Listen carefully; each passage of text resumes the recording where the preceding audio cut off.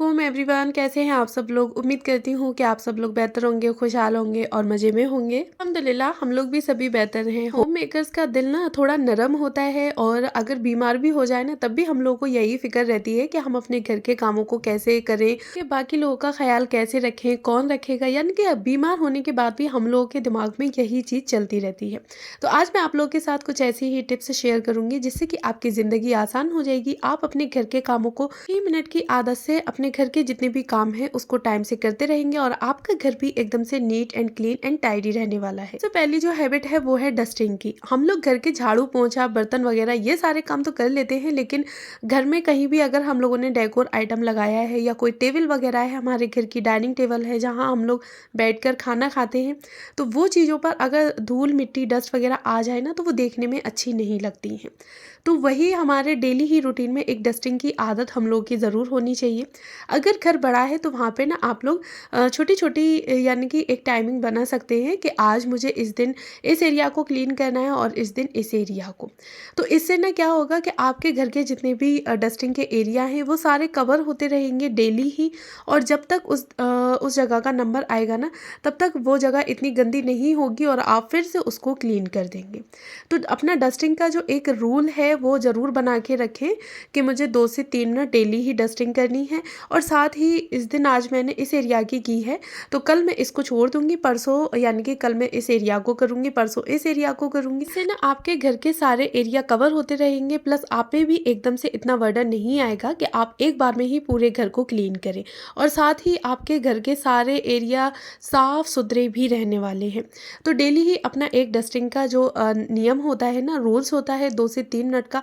वो ज़रूर बना के रखें। मेरे घर में ना अगर कोई भी चीज़ आती है जैसे कि निरमा वगैरह और जो डिटर्जेंट लिक्विड डिटर्जेंट होता है ना वो सारी चीज़ें, तो उनको मैं क्या करती हूँ कि जो नई नई चीज़ें होती हैं वो पुरानी चल रही होती हैं तो मैं उसमें मिक्सअप मैच नहीं करती, बल्कि एक बास्केट में लगा के और जो लॉन्ड्री का मेरा एरिया है ना मैं वहीं रख देती हूँ। यानी कि वॉश बेसिन के एरिया नीचे एक कवर्ड है तो वहाँ पे मैं लगा देती हूँ। साथ ही डायपर का पैकेट मैं पूरा एक बार में ही मंगा लेती हूँ, लेकिन थोड़े थोड़े करके ना मैं बास्केट में रखती रहती हूँ और बास्केट में से ही यूज़ कर लेती हूँ। और आप लोग देख ही रहे होंगे पीछे मैंने दानिन को दिया था रखने के लिए, लेकिन वो खेलने बैठ गई। अच्छा जी, ये ना मैंने एक नाइट सूट मंगाया था तो आप लोग के साथ शेयर किया है। वुलन का है, काफ़ी अच्छा है, आप लोग दिन में भी पहन सकते हैं। इनकी ट्रैक सूट हो गया एक तरीके से और मुझे काफ़ी अच्छा लगा। अच्छा जी, घर में टीवी हम सभी लोगों की होती है और टीवी के रिमोट ना इधर उधर बिखरे रहते हैं, और आजकल एक रिमोट से तो टीवी चलती ही नहीं है। तो उसके लिए ना आप लोग कोई भी एक बॉक्स वगैरह या बास्केट या फिर कोई एक जगह पर्टिकुलर बना सकते हैं कि हाँ यहाँ पर आपको सारे जितने भी टीवी के रिमोट्स वगैरह हैं वो रखने हैं ना। गार्डनिंग का बहुत शौक है और बहुत अच्छा लगता है छोटे छोटे से पौधे उगाना। तो मैंने ना एक बड़े मनी प्लांट से ही 2-3 छोटे छोटे मनी प्लांट बना लिए हैं, और अभी खैर मेरा जो छोटा सा गार्डन है वो इतना बड़ा तो नहीं है, पौधे वगैरह ज़्यादा नहीं है, लेकिन हाँ जितने भी हैं तो उनकी मैं अच्छे से डेली ही केयर करती हूँ। टाइम पर इनको पानी भी देती हूँ, क्योंकि ना पौधों की हमें बच्चों के जैसे केयर करनी पड़ती है। कुछ ना मैंने मनी प्लांट पानी में भी ग्रो कर दिए हैं, जब इसमें रूट्स वगैरह अच्छे से निकल आएंगे तो फिर मैं इनको मिट्टी में लगा दूंगी। मतलब मेरे पास कोई प्लांट्स वगैरह रखने की एकदम पर्टिकुलर जो जगह होती है वो तो नहीं है, मैं डेली ही चेंज करती रहती हूँ। और बाहर रखने में ना बड़ा डर लगता है क्योंकि मंकी आते हैं और एक बार में ही सारे पौधों की मतलब बिल्कुल ख़राब करके चले जाते हैं, और उनको हमने इतना टाइम दिया होता है, इतने अच्छे से ग्रो किया होता है, और अगर मंकी वगैरह ख़राब कर जाए ना तो मुझे सच में बहुत दुख ज़्यादा होता है। यहाँ पे ना मुझे अपने कवर्ड वगैरह भी क्लीन करने थे, क्योंकि हम लोग महंगे महंगे पैसे यानी कि खर्च करके महंगे महंगे जो फर्नीचर होते हैं उनको लगाते हैं, लेकिन अगर हम लोग उनको एज इट इज छोड़ दें तो उन पे ना डस्ट वगैरह और धूल मिट्टी इतनी इकट्ठी हो जाती है और वो फर्नीचर की जो सेल्फ लाइफ होती है ना वो कम होती चली जाती है। तो कोशिश करा करें कि जहाँ आपने इतने पैसे खर्च किए हैं वहीं आप 1 से 2 दिन बाद 1 से 2 मिनट उस चीज़ के लिए निकाल सकें और उसको क्लीन कर सकें। अच्छा जी, बच्चे हम सभी लोगों के घर में होते हैं, खेलते कूदते हैं, मतलब बहुत ज़्यादा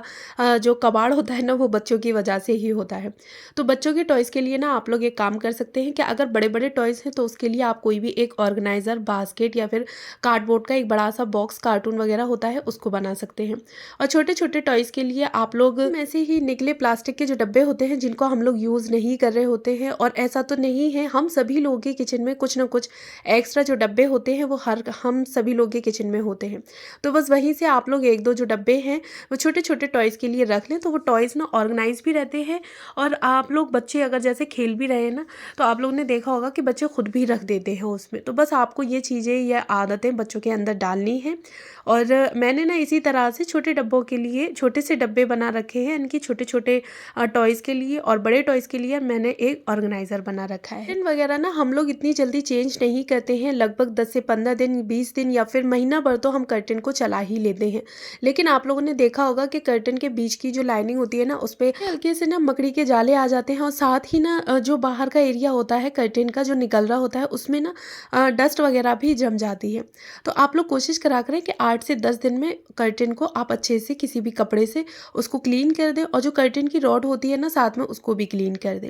क्योंकि अक्सर करके कर्टन की रॉड हम लोग ऐसे ही यूज़ करते रहते हैं, और कर्टन की रॉड पे ना इतनी चिकनाई वगैरह डस्ट जमा हो जाती है कि हद से ज़्यादा। बस यही डेली हैबिट्स में हमें अपने अंदर कुछ ऐसी आदतें लेकर आनी है जो कि टाइम टू टाइम हमारे काम को ख़त्म भी करती रहें, साथ में हमारा घर एक बार यानी कि डीप क्लीन करने के बाद भी हमारा घर हमेशा neat and clean and tidy रहे, ऑर्गेनाइज रहे। ऐसा करने में भी हमारा ज़्यादा वक्त नहीं जाएगा, सिर्फ हमें 1 से 2 मिनट की हैबिट डेली ही अपनी लाइफ में फॉलो करनी है। अच्छा जी, उठते साथ ही कोशिश किया करें कि अपना बेड बना दिया करें। इस आदत में भी आपकी सिर्फ 1 से 2 मिनट जाती हैं, और बाकी का ना आपका जो बेड है वो एकदम से क्लीन हो जाएगा, और साथ ही पूरे दिन आपका बेड ऐसे ही बना रहेगा। दिन में अगर बच्चे खेलते कूदते भी हैं ना, तो बस पिलो वगैरह बिगड़ेंगे और आप उसे ठीक कर सकती हैं, तो आपका बेड ना हमेशा नीट एंड टाइडी रहेगा। एक बेड के ही बिगड़े रहने से हमारा जो बेडरूम होता है वो बहुत ही ज़्यादा गंदा सा और बेकार लगता है। तो बेड को ठीक करने की आदत 1 से 2 मिनट की होती है।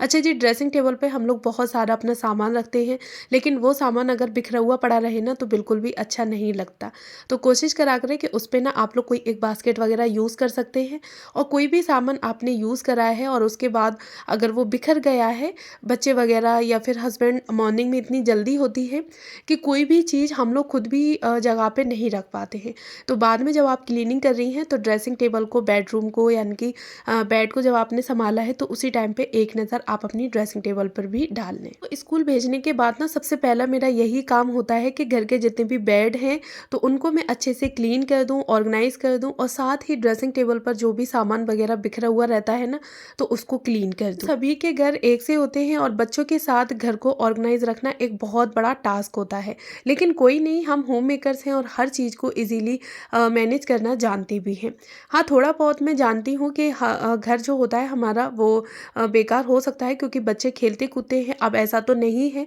कि हमने चीज़ रख दी और फिर हम बच्चों को छूने तक ना दें, तो ये तो नहीं हो पाएगा। लेकिन हाँ, बस छोटी छोटी आदतों से हम लोग अपने घर को ऑर्गेनाइज रख सकते हैं। मेरे पास एक मैट है जिसको ना हम लोग सोने में यूज़ करते हैं, और उसके बाद फिर इसकी रखने की कोई भी जगह मुझे नहीं दिखती है, तो मैं क्या करती हूँ कि इसी कॉर्नर में इसको फिट कर देती हूँ। इसके ऊपर एक बेडशीट लगा दी, कुशन रख दिए, पिलो वगैरह रख दिए, तो ये ना बैठने का एक DIY सिटिंग एरिया बन जाता है, और जो कि काफ़ी अच्छा लगता है। कपड़े ना हम सभी के डेली ही वॉश होते हैं, और डेली ना सही तो एक दिन छोड़ने के बाद तो हम सभी के घरों में कपड़े वॉश होते हैं, और एक दिन सूखने में लगता है, और उसको फिर हम लोग ना ऐसे ही छोड़ दे तो दूसरे दिन फिर से कपड़े वॉश हो जाते हैं, और ऐसे ही करते करते एक इतना पाइलअप इकट्ठा हो जाएगा कि फिर आपको कपड़े फोल्ड करने में ना 15 से 20 मिनट या घंटा, आधा घंटा भी लग सकता है। तो इससे बचने के लिए मैं क्या करती हूँ कि 2, 4, 6 जितने भी कपड़े होते हैं जो मैंने वॉश किए हैं डेली ही, फटाफट से पूरे दिन में कभी भी, यानी कि आफ्टरनून में सूख गए हैं तो मैं उसी टाइम पे फोल्ड कर देती हूँ, या इवनिंग में